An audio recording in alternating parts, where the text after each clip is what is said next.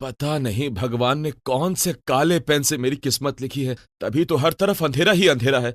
लगता है भगवान ने मुझे इस धरती पर नाखुश मन से भेजा है, तभी तो मुझे अपने जीवन में इतनी सारी तकलीफों का सामना करना पड़ रहा है। जब मैं 10 साल का था तब मेरे पिताजी मुझे छोड़कर चले गए, जिस वजह से मैं पढ़ाई नहीं कर पाया, और जब मैं बड़ा हुआ तो मेरी माँ मुझे छोड़कर चली गई। बहुत अकेला हो गया हूं मैं। ऊपर से ना तो मैं अपनी पत्नी की जरूरतों को पूरा कर पाता हूं, ना ही अपने बच्चों की खुशियों का ख्याल रख पाता हूं। बहुत बुरा इंसान हूं मैं। समझ में नहीं आता मैं बुरा हूं या मेरी किस्मत। विजय रोज अपनी किस्मत और खुद को कोसता था, क्योंकि वो अपने जीवन में खुश नहीं था। वो अपनी गरीबी और लाचारी से बहुत तंग आ चुका था। ऊपर से घर में सबकी जरूरतों को पूरा करना भी विजय की ही जिम्मेदारी थी।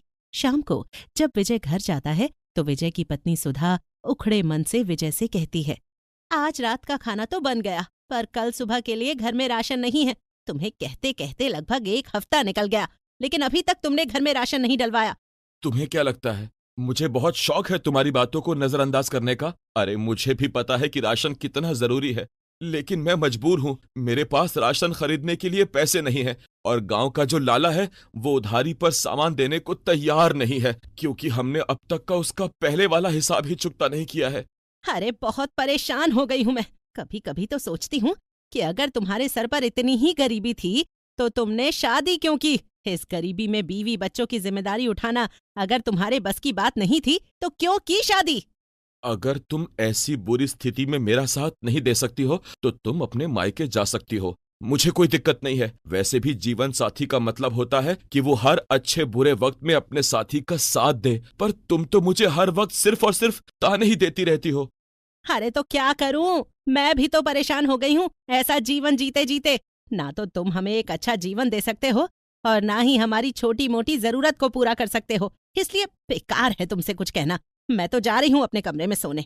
पत्नी की बातें सुनकर विजय का मन न तो खाना खाने का कर रहा था और न ही सोने का, लेकिन फिर भी जैसे तैसे खुद को शांत करके विजय खाना खाता है और फिर अपने कमरे में जाकर सो जाता है। अगली सुबह उठकर विजय फिर से नाखुश मन से खेती करने के लिए खेत जाता है। तभी विजय की नजर एक चमचमाती हुई हरी मिर्च के ऊपर जाती है। दिन में भी उस मिर्च की चमक इतनी ज्यादा थी कि विजय की आंखें उस चमक से चौंधिया जा रही थीं। अरे ये हरी मिर्च इतनी चमक क्यों रही है? कहीं मेरी आंखें तो खराब नहीं हो गईं? और ये क्या, ये हरी मिर्च तो आम मिर्च के मुकाबले काफी बड़ी भी है। मुझे तो कुछ भी समझ नहीं आ रहा, आखिर ये सब क्या है? आज तक तो कभी मेरे खेत में ऐसी मिर्च की खेती नहीं हुई, फिर आज अचानक से। विजय उस मिर्च को अपने हाथ में लेता है और हाथ में लेते ही उस मिर्च से एक हरी मिर्च जैसी परी निकलती है। परी को देखकर विजय थोड़ा हड़बड़ा जाता है और पीछे की ओर हो जाता है। बताओ विजय, मैं तुम्हारी कौन सी इच्छा पूरी कर सकती हूँ? मैं देख रही हूँ कि तुम पिछले कुछ दिनों से बहुत परेशान हो। हाँ मैं बहुत परेशान हूँ, पर मुझे एक बात समझ में नहीं आई, तुम हो कौन? मैं एक जादुई हरी मिर्च हूँ। जरूरत पड़ने पर ही मैं इंसान को अपना असली रूप दिखाती हूँ, और मैं कई दिनों से तुम्हें परेशान देख रही थी, इसीलिए मैंने सोचा कि लगता है अब मुझे तुम्हारी मदद करनी चाहिए। तो बताओ, मैं तुम्हारी क्या मदद कर सकती हूँ? जब भगवान मेरी मदद नहीं कर पाए तो तुम मेरी मदद क्या करोगी? तुम एक बार अपनी इच्छा मुझे बताकर तो देखो। ठीक है, फिर अगर तुम सच में मेरी इच्छाओं को पूरा कर सकती हो तो मेरी यही इच्छा है कि मैं अब अपना गरीबी वाला जीवन नहीं जीना चाहता। मुझे अमीर बनना है, मेरे पास धन दौलत गाड़ी बंगला सब कुछ हो, मैं ये चाहता हूँ। क्या तुम मेरी इच्छा पूरी कर सकती हो? ठीक है, मैं तुम्हें अभी अमीर बना देती हूँ, लेकिन तुम्हें मुझसे वादा करना होगा कि तुम कभी भी अपनी अमीरी और धन दौलत को लेकर घमंड और अहंकार नहीं करोगे। हमेशा तुम्हारे दरवाजे पर आने वाले गरीब जरूरतमंद लोगों की तुम मदद करोगे, कभी किसी को खाली हाथ नहीं रखोगे। ठीक है, मैं वादा करता हूँ कि अमीर बनने के बाद मैं कभी किसी के साथ कोई बुरा व्यवहार नहीं करूंगा और कभी किसी को अपने दरवाजे से खाली हाथ वापस नहीं करूंगा। परी विजय के कहने पर विजय को अमीर बना देती है। विजय का घर अब एक बंगले में बदल चुका था। उसके पास धन दौलत सब कुछ था। अपनी अमीरी देखकर विजय बहुत खुश था। सुधा, अब हमारे पास सब कुछ है। बंगला, गाड़ी, दौलत, हर वो चीज हमारे पास मौजूद है जिसकी चाह बरसों से हमें थी। अब हमें कहीं कभी भी किसी के आगे हाथ फैलाने की जरूरत नहीं होगी सुधा। हाँ, ये तो आपने बिल्कुल ठीक कहा। मैं तो बेकार में ही आपको ताने सुनाती थी, पर आप तो बड़े ही किस्मत वाले निकले। अरे आज के टाइम में कहाँ किसी को परी या फिर कोई जादुई हरी मिर्च मिलती है। हाँ, ये तुमने बिल्कुल ठीक कहा। सच में बहुत अच्छी किस्मत है मेरी। एक टाइम था जब मैं अपनी किस्मत को रोज कोसता था, पर अब समझ में आ रहा है कि मेरी किस्मत तो सच में बहुत अच्छी है। वो क्या कहते हैं सुधा, जिसकी किस्मत में राजा बनना लिखा हो वो किसी न किसी तरीके से राजा बन ही जाता है। विजय अमीर होते ही परी से किया हुआ वादा भूल जाता है, इसलिए विजय के मन में घमंड और अहंकार ने जगह ले ली थी। एक दिन विजय के घर विजय का एक दोस्त मनोज आता है, जो कि बहुत गरीब था। विजय, ओ विजय, कहाँ है तू? जल्दी बाहर आ, मुझे तेरी जरूरत है दोस्त। क्या बात है मनोज, क्यों जोर जोर से चिल्ला रहा है तू मेरे घर में? और तुझे क्या लगता है कि मैं बहरा हूँ इसीलिए तू जोर जोर से चिल्ला रहा है? अरे नहीं विजय, ऐसी कोई बात नहीं। वो दरअसल मैं बहुत परेशान था। अरे अब तू परेशान है तो उसमें मैं क्या करूं? विजय, मुझे तेरी जरूरत है दोस्त। बहुत परेशान हो गया हूँ, घर में बहुत आर्थिक तंगी चल रही है, इसीलिए मुझे तुझसे थोड़ी मदद चाहिए। भगवान के लिए अपने दोस्त की मदद कर दे, तेरा बहुत एहसान होगा मुझ पर। अरे पर मुझे तेरी कोई मदद नहीं करनी और ना तुझ पर कोई एहसान करना है, इसीलिए तू किसी और का दरवाजा खटखटा, क्योंकि यहाँ तो तेरी मदद करने वाला कोई नहीं है। विजय यार, तू तो मेरा दोस्त है ना, फिर भी तू मेरी मजबूरी नहीं समझ पा रहा है। तू तो जानता है ना कि 2 महीने बाद मेरी बीवी की डिलीवरी होने वाली है और मुझे पैसों की बहुत जरूरत है। भगवान के लिए मेरी मदद कर दे भाई। अरे मेरे भाई, मेरे पास पैसे नहीं है और मैं चाहकर भी तेरी मदद नहीं कर सकता, तो भगवान के लिए यहाँ से चला जा। मुझे और मेरे घर वालों को परेशान मत कर, क्योंकि तुम जैसे गरीब लोगों का रोज का यही ड्रामा है, कोई ना कोई बहाना लगाकर आ जाते हैं पैसे मांगने के लिए। विजय मनोज की बेइज्जती करके उसे भगा देता है। बेचारा मनोज उदास परेशान होकर वहां से चला जाता है और थोड़ी देर बाद विजय अपनी गाड़ी में बैठकर कहीं जा रहा होता है कि तभी रास्ते में विजय को एक भिखारी नजर आता है। भिखारी को देखकर विजय अपनी गाड़ी दूसरे रास्ते की ओर मोड़ने लगता है। तभी भिखारी भागता हुआ विजय की गाड़ी के आगे आ जाता है, जिससे विजय को बहुत गुस्सा आता है। अबे ओए भिखारी, तुझे मरने के लिए मेरी ही गाड़ी मिली थी क्या? अगर मरने का इतना ही शौक है तो कहीं और जाकर मर। मेरी गाड़ी के आगे आकर क्यों मरना चाहता है तू? मालिक, 2 दिन से भूखा हूं, कुछ खाने को दे दीजिए। हे भगवान, अरे तू 2 दिन से भूखा है या पिछले 2 महीने से, मुझे इससे क्या? मैंने ठेका थोड़ी ना ले रखा है तुम जैसे भिखारियों को खाना खिलाने का। अब भगवान के लिए यहां से चला जा, वरना मैं अपनी गाड़ी से तुझे ठोक दूंगा। मालिक, आप कैसी बातें कर रहे हो? माना कि मैं गरीब भिखारी हूं, पर इसका मतलब ये नहीं कि आपकी नजर में मेरी कोई कीमत ना हो। मालिक, मैं बहुत भूखा हूं और काम करने की स्थिति में नहीं हूं, वरना मैं मेहनत करके भी खा सकता था, पर भगवान ने मुझे काम करने के लायक ही नहीं छोड़ा है। देख, अपना दुख दर्द तू किसी और को जाकर सुना। तेरे जैसे बहुत देखे हैं मैंने, जब देखो तब कहीं ना कहीं से मुंह उठाकर चले आते हैं भीख मांगने के लिए। मेरे पास तुम जैसों के लिए बिल्कुल भी टाइम नहीं है। विजय के ऐसा कहते ही वो भिखारी उसी जादुई हरी मिर्च वाली परी का रूप ले लेता है। परी को देखकर विजय को परी से किया हुआ वादा याद आने लगता है और विजय हाथ जोड़कर परी से कहता है, परी, तुम? परी, मुझे नहीं पता था कि तुम मेरी परीक्षा ले रही हो। देखो, भगवान के लिए मुझे माफ कर दो, मैं थोड़ा सा अहंकारी हो गया था, इसीलिए मैंने ये सब किया, वरना सच बताऊं तो मैंने कभी नहीं सोचा था कि मैं कभी किसी के साथ ऐसा करूंगा। मुझे माफ कर दो। विजय, मुझे कुछ भी सुनने और समझने की जरूरत नहीं है। जिस दिन मैंने तुम्हें अमीर बनाया था उस दिन से ही मेरी नजर तुम पर थी, क्योंकि मुझे अच्छे से पता था कि तुम आगे जाकर ये सब जरूर करोगे। इसीलिए मैंने तुम्हें आईना दिखाने के लिए ये सब किया है। इंसान को हमेशा अपना बुरा वक्त याद रखना चाहिए, पर तुमने ऐसा नहीं किया। तुमने ना तो अपना बुरा वक्त याद रखा और ना ही मुझसे किया हुआ वादा। हाँ परी, मैं जानता हूँ कि मुझसे बहुत बड़ी भूल हो गई है, लेकिन भगवान के लिए तुम मुझे माफ कर दो। मुझे बस एक मौका और दे दो। मैं तुम्हें माफ करती हूँ, पर मैं तुमसे तुम्हारा धन दौलत सब कुछ वापस लेती हूँ, क्योंकि मुझे नहीं लगता कि तुम इसके लायक हो। ऐसा कहकर परी तुरंत विजय से उसका सब कुछ वापस ले लेती है, जिसके बाद विजय फिर से गरीब हो जाता है। अपना गरीबी वाला जीवन दोबारा देखकर विजय और विजय की पत्नी सुधा दोनों बहुत परेशान हो जाते हैं और उन दोनों को समझ में आ जाता है कि घमंड और अहंकार हमेशा इंसान को ले डूबते हैं, जैसा कि विजय के साथ हुआ। इसलिए हमें कभी भी किसी भी चीज पर घमंड और अहंकार नहीं रखना चाहिए। एक गांव में पवन नाम का व्यक्ति अपनी पत्नी सीमा के साथ रहता था। उनकी एक बेटी थी जिसका नाम निधि था। पवन मेहनत मजदूरी करके अपने घर का खर्चा चलाता था, इसलिए कभी भी उसके पास ज़्यादा पैसे नहीं थे। उसने निधि को फिर भी पढ़ाने की कोशिश की, लेकिन निधि का भी पढ़ाई में मन नहीं लगता था, इसलिए उसने पढ़ाई बीच में ही छोड़ दी थी। अब निधि बड़ी हो चुकी थी, इसलिए वो सभी उसके रिश्ते के लिए लड़का ढूंढ रहे थे। फिर एक दिन पवन के काका उससे मिलने आते हैं। प्रणाम काका। प्रणाम बेटा, खुश रहो। और निधि बिटिया कैसी है? बस काका, भगवान की कृपा है, सब अच्छा है। बेटा, मैं यहाँ निधि के रिश्ते की बात करने आया हूँ। लड़का शहर में रहता है, वो बहुत अच्छी नौकरी करता है। मैं सोच रहा था निधि का रिश्ता उस लड़के के साथ हो जाए तो बहुत अच्छा होता। निधि बिटिया वहां पर बहुत खुश रहेगी। जी काका, हम भी निधि के रिश्ते के लिए लड़का ढूंढ रहे हैं, लेकिन हमें अभी तक कोई अच्छा रिश्ता मिल ही नहीं रहा। अगर बेटा तुम्हें सही लगे तो तुम वहां पर रिश्ता कर दो, वरना बाकी तुम्हारी मर्जी। अरे नहीं काका, अगर आप कहते हैं तो रिश्ता सही ही होगा। उसके बाद पवन अपने काका के बताए हुए रिश्ते को देखकर हाँ कर देता है और उसके बाद वो निधि की शादी करवा देता है। शादी के बाद निधि उस लड़के के साथ शहर में चली जाती है। अब पवन और सीमा की चिंता दूर हो गई थी।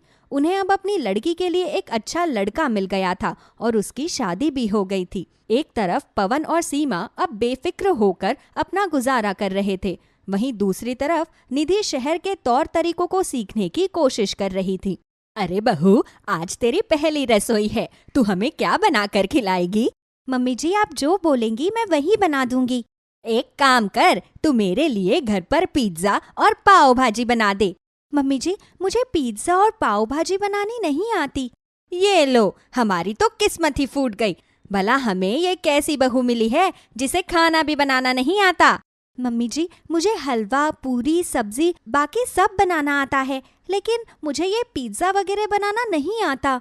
अब तू ही बना ले, तुझे ही तो बनाना है, लेकिन तूने तो मेरा सारा मूड ही खराब कर दिया।